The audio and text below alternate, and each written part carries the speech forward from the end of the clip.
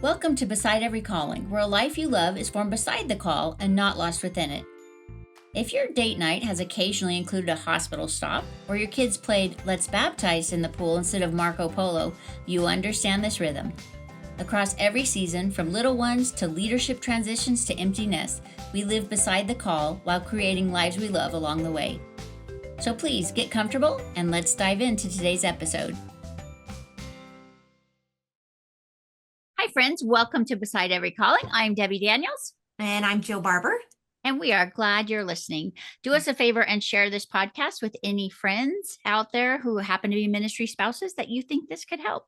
Today, we're talking about an issue that very few people want to talk about, but it is real if you've been in ministry. We want to talk about spouses experiencing at some point loneliness. And my guess is every single person in ministry at some point has felt this. So Jill and I are going to talk about the thing no one wants to talk about, but we want to talk about it and hope that you not only we can feel seen and heard, but also it will help other people feel seen and heard in this sacred space.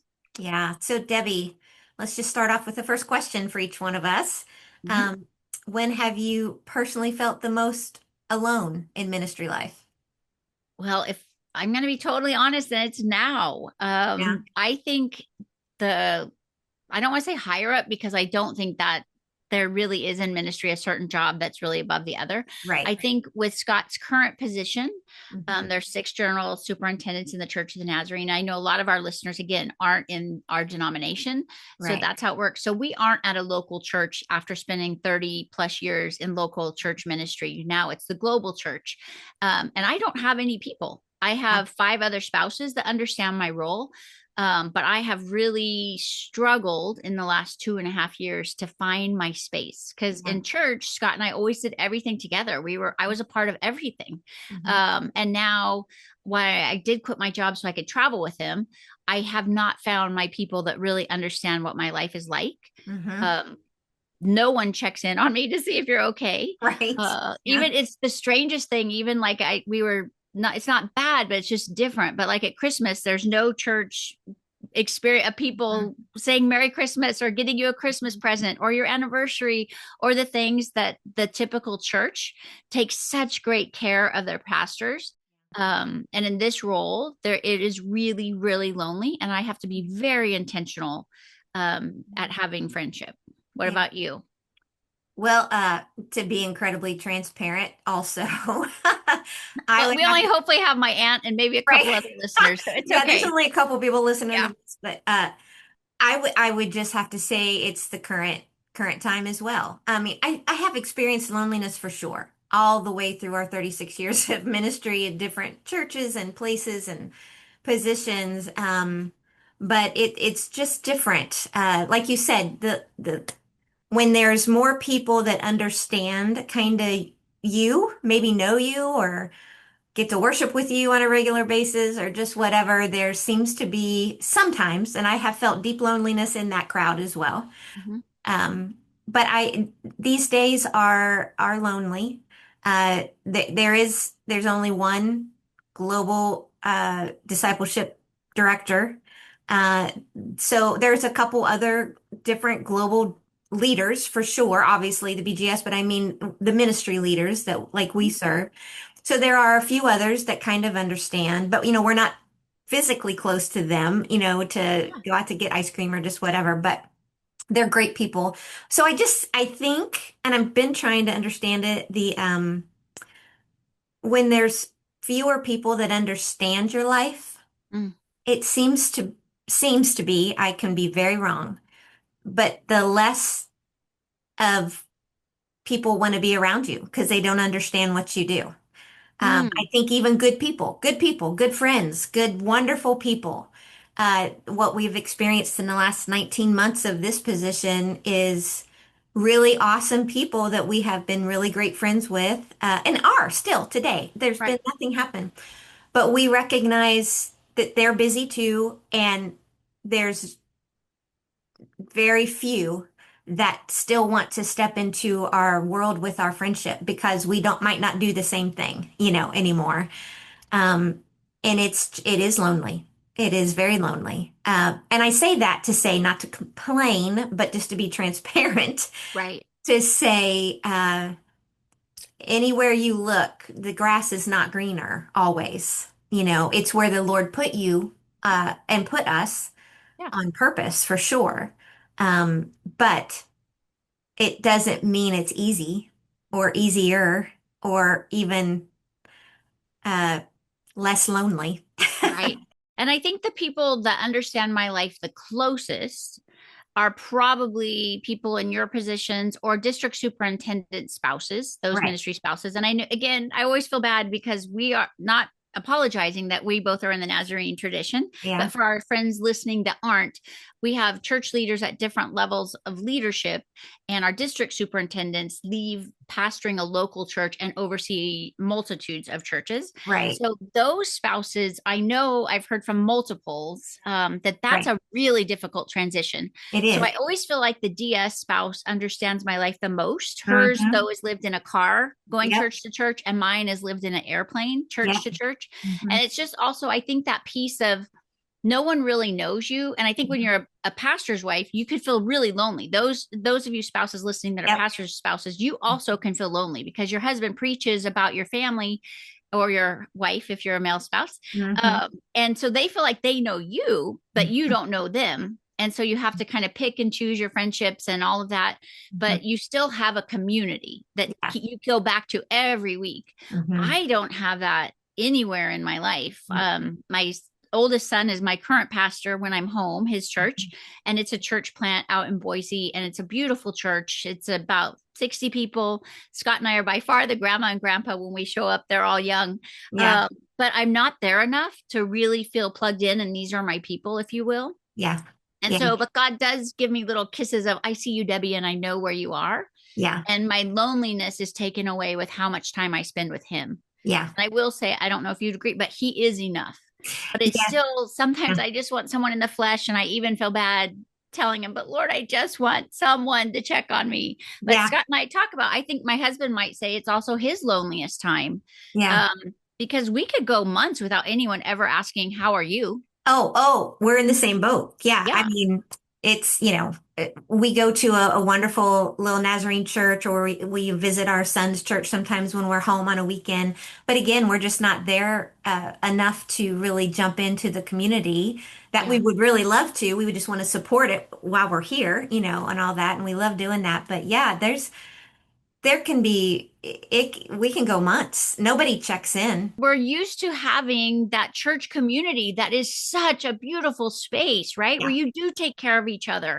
Yeah. Hmm. And I was blessed last week. I had coffee or brunch actually with 8 saints of our church, the last church we pastored. Oh, And these great. women really pray for me. And Yeah. it was such a gift. And they are the only 8 people that even know I'm having eye surgery, but I Yeah. don't even have a community to tell. Yeah.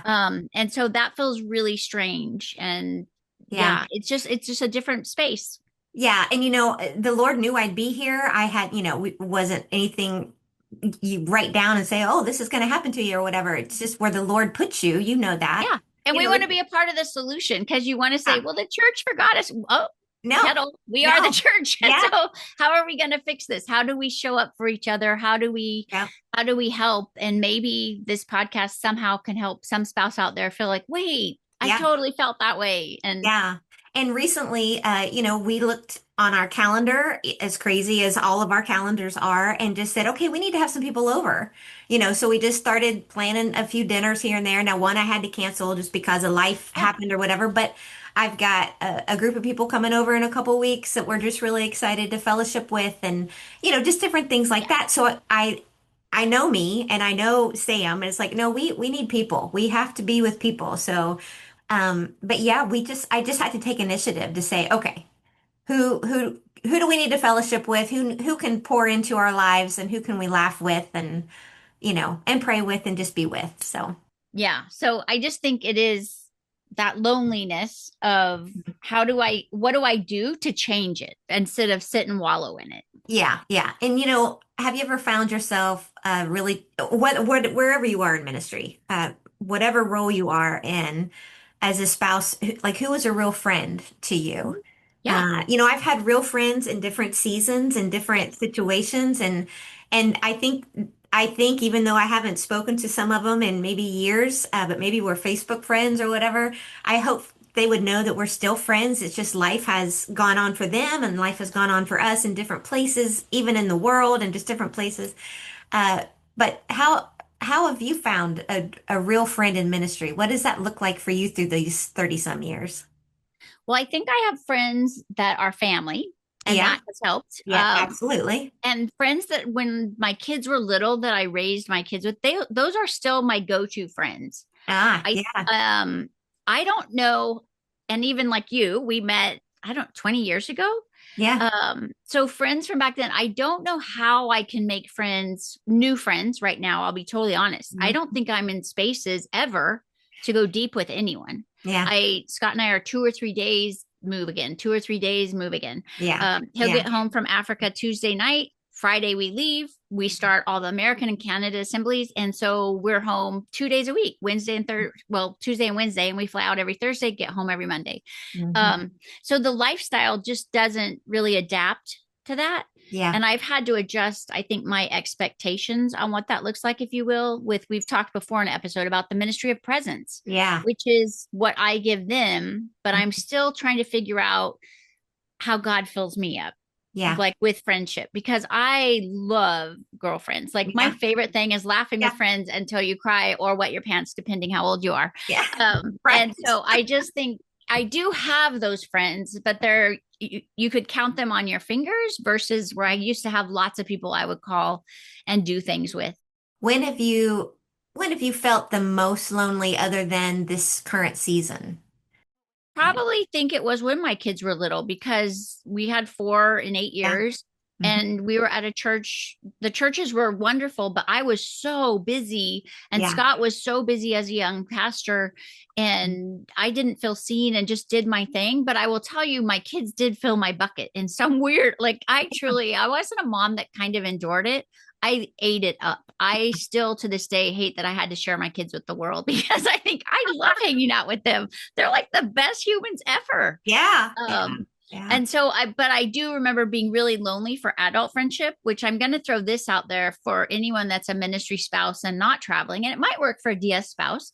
But in Oklahoma, we started a group, a birthday club, and all of us, there's 8 women, and we had very little in common except I think it was from Bethany First Church is where we all were at the time. And we would meet and we would close down those restaurants. And we'd bring a present. She could pick if she wanted a present, or we all pitched in money so she'd get a little gift that way. Hmm. And we would sit and laugh and just talk about motherhood. And Yeah. we were so different. I remember our friend Stephanie, one of my favorite memories of her is her daughter would only eat orange food. And the other really super, probably very healthy, good moms versus me and my friend Marla. Marla and I thought, there's no problem. You get Cheetos, cheese, and carrots. We were thinking, oh, it's fine. And the other ones were freaking out. And so starting a birthday club is a great way that we didn't think we had anything in common, but yet our friendship, I'm still one of those women, is still my go to friends today. If I need anything, I would text Marla in a heartbeat. And I hope she would also text me. I think through our ministry life and story, I had to go to work just for, we like to eat, and Mm-hmm. sometimes ministry Yeah. doesn't provide just Provide. for Yeah. that. No one's getting rich in ministry. At least Nobody's I haven't getting, met them yet. no, Yeah. and I'm still working. I mean, it's still, it's what we do. So, anyway, so for that, let me just say, going to work in different places, not that they were the perfect friends or friends I would probably choose, but it was adult Hmm. conversations. It was adult, working. I don't mean adult bad. I mean just not Yeah. child, Right. whatever, Yeah. kind of thing. You didn't Um, change their diaper. Right. No, no, no. Exactly. Yeah. And even though I did love that, I couldn't keep doing that because we needed a little bit more Yeah. finances. So that kind of did it, maybe not filled the full friendship thing, but it did feel my need for conversation at a different level, Mhm. of being an adult. And it's like, oh, we can solve a problem here, or I can do that, or I can sell that, or I can do this, kind of thing. So it also gave me a sense of immediate accomplishment, you know, um, because raising kids takes a while, kind of Yeah. thing. As you know, you can see it now, but that's so many years later. And there was something in me I didn't know that I needed to, Hmm. that was a good thing for me to feel. Yeah. So that kind of did that. But even at our churches where the Lord had us over the years, there was always one or two women that, I could go out to lunch with or, just be friends with. And of course, we've talked before on many different episodes about, you can have friends within the church. Don't let anybody tell you you Right. can't. We have both had that. People tell us that, and it's just wrong. You just have to have a really good sense of boundaries, and discipline to know what to say or maybe not where to go on different Right. conversations, Right. depending on what's going on. But you can definitely have a friendship there. And I think, and I know I had that pretty much every church we went to. So that was gracious from the Lord to do that as I worked full time different places. But So, have you, on that note, are there anything that you've had to be careful of in friendship? sure. So over the years, different situations come to mind where, Sam was leading a new initiative, whatever that initiative would be in the church, and he was probably got the support from the board probably and was preaching about it and was leading the church up to it, whatever that initiative was. And of the friend that I would love to go out to have lunch with, her husband may not be real happy about what was happening and going on. So I just tried to not go there. Yeah. Uh, she may have said a couple things, trying to make me say something, and Yeah. I probably have failed at that a couple times. Maybe I have said something that I probably shouldn't have. But then I would go back and I go, okay, I can't do that anymore. And then the next time it would happen, I would just say, okay, we can't talk about this. We need to be friends. This is something that is going Yeah. on over here. That's really hard to do, uh, for me because it's Mhm. like, oh, I just want us all to love each other and I'll be okay and I'll be on the same page, but that's not always the way it is. And I think it's tricky. That made me, I don't know why I jumped back to our very first senior pastorate. And there was this sweet older lady. She was 20 years older than us and was like a grandma to our kids and just amazing, one of our dearest friends. And when Scott resigned, I remember my father-in-law, seasoned pastor, said we couldn't tell anyone until the board knew. And so I didn't say anything to her, and she was on the board. And she had her feelings so hurt that Mm. she never talked to us again. Like it was just a Oh, cut off of friendship. And I yeah, loved her. And yeah, I get it. I'm older, obviously, now, and look back and think, man, that must have just hurt so bad because she thought we weren't really friends. yeah, And in my yeah, defense, we were young pastors doing what the seasoned pastors told us is the right thing to do. But it ended yeah, up in a wound. And yeah, so sometimes those friendships, and you just learn and move on and have to do better each yeah, time. But yeah, I do think there's sometimes those wounds that you're learning how to navigate friendship in the pastorate or in ministry life in general, like right now, yeah, trying to figure out, okay, is it okay to text them? Should I not text them? Or, yeah, yeah, and seeing who texts you back, or it's silliness, but you don't want to overstep your friend, if you know what I mean. yeah, But yeah. you want to have real friendship, and I think we're made to have real friendship. It got me thinking when you were talking about that. It came to my head that I think we should probably say out loud because we're built for friendship. We're built for community. I'm that way. We're all built that way. We've got to be very careful about, we always say, and you can disagree with me, but we always say, like, I should not have a man that is my best friend. Absolutely. That should not happen. And Sam should not have a woman that is Mm-mm. his best friend No, because that's what we are made for each other in marriage. And when that happens, we have seen that just destroy relationships and marriages. Uh, and in the ministry, that can happen. It can absolutely. happen everywhere, but you have to be on guard at all times. Yes. I am going to work with lots of men, and yes, Sam's going to work with women. And of course, there's a working relationship that's appropriate and very good and can be very productive. But it should never cross the line Mm-mm. of any kind of extra friendship anywhere with anyone. Because when you marry, you both have different needs that you are signed up to fulfill. And that is who we are for each other. And we tried to guard that with everything imaginable for your integrity, for everything going on.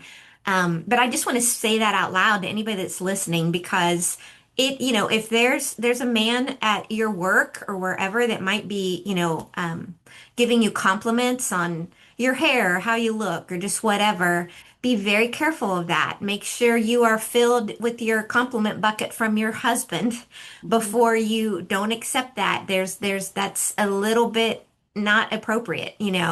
We forget that the enemy isn't flesh and blood. There's a real enemy out there. Right. And Yeah. in this year and day and age, it only takes someone accusing your spouse of something, even if you prove it didn't happen, Yes. the reputation that's destroyed that you've Yeah. built decades of ministry Yeah. life. You're And done. one bad situation You're can change done. everything.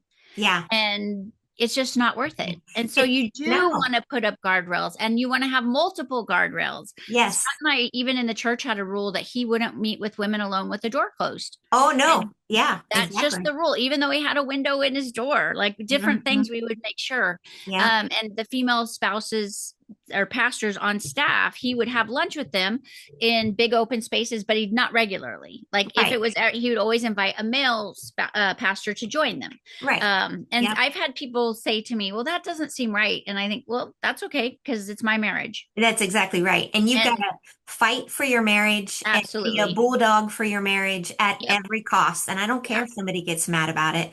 We Yeah. had similar rules. Sam, if it was during the day and if I wasn't at the church or whatever, I was working outside the church at that time, if he had staff, he would just say, "Hey, my door's going to be open. We're going to sit right here and I need you to be in your office," which is like right across the thing, Yeah. because so and so's coming in. I want everybody to know so and so is here, Yep. or whatever. And if it was after hours, he would say, Jill's going to be sitting in with us. And most of the time, probably 95% of the time that I was sitting, I was just sitting there, just being a presence to Yeah. say I was in the room kind of thing. She would literally be talking to me. Because she was hurt so bad or whatever. And the 5% that just canceled the meeting because they just wanted Sam's attention just Mhm. tells us the whole story. Right. So anyway, I say Yeah. all of that to say friendships are it's critical Mhm. to so many parts of your world. Yes. And you have to be, your marriage is number one. Mhm. And you need to just guard that with Yeah. everything you have. So anyway, that's a tangent I went off on That it was a what I good did. tangent. But We needed it because yeah, if you've become one of our regular listeners, we have tangents. Because thank you for listening to Jill and our friendship and our podcast. the rabbit trail right The there. rabbit trails are everywhere. What would you say to someone who feels lonely in ministry right now? Oh, that is such a great question. First of all, I would say you're not alone. Mhm. Um, I have been there. I have been there more than once. Um, and at different seasons of my life, I have been there. I am currently there a little bit, with this whole new role. So I would say, hold on. You do not, your aloneness is not just you. So I don't know if that makes you feel okay to be in a group of all of us that Yeah. feel a little bit alone. But also, I would say the Lord knows that. The Lord knows that. And uh, I would also say reach out to your spouse because your spouse might not be understanding what you're feeling. He or she may not know that you're feeling a little bit alone because he or she is your partner. And maybe you can schedule a date to go to the grocery store together, or at the kids' practice or just whatever goes. I say that because our weekly date was going to the grocery store together when Ross was at practice. Yeah. We would just go up every aisle, just do every aisle. Um, but you're not alone. Also, I have literally said this, Sam and I have said this to each other even recently. That thought does not come from the Lord. Mm.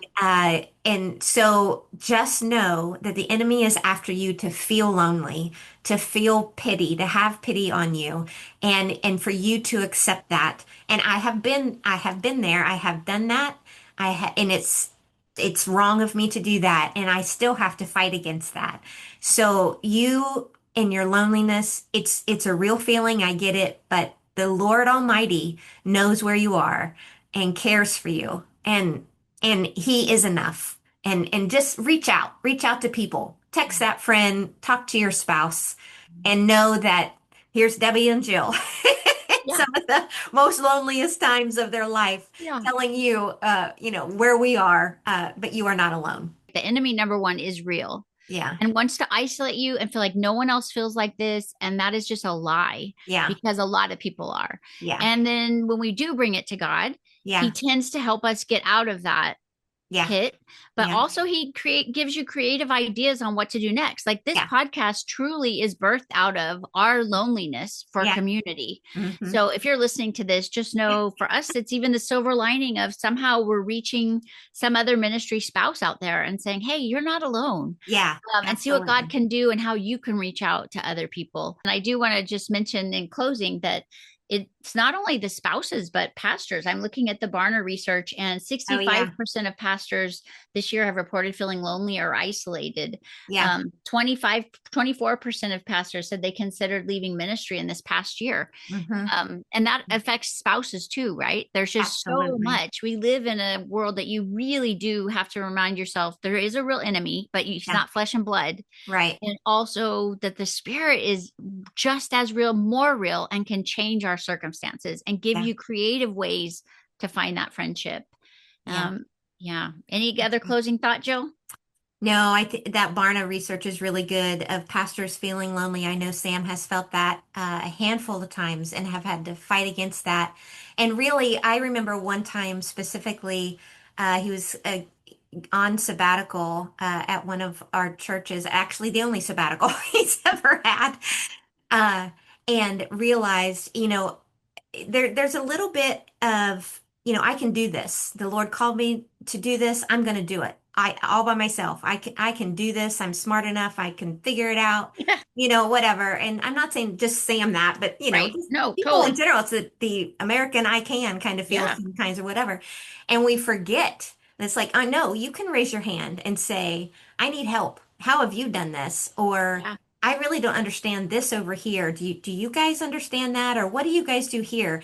And when those walls come down and you find, even as a pastor, he did this, found a group of people that were pastoring that understood him too, to say, hey, I've got a question. I don't have it all figured out. I'm still learning. I am always learning. There's just a sense of community to say, oh, okay, phew, you don't have it figured out either? Okay, Yeah. that's great. There's just this aura of, oh, no, no, you have to know how to get through this church squabble or this decision over here or this staffing issue or just whatever.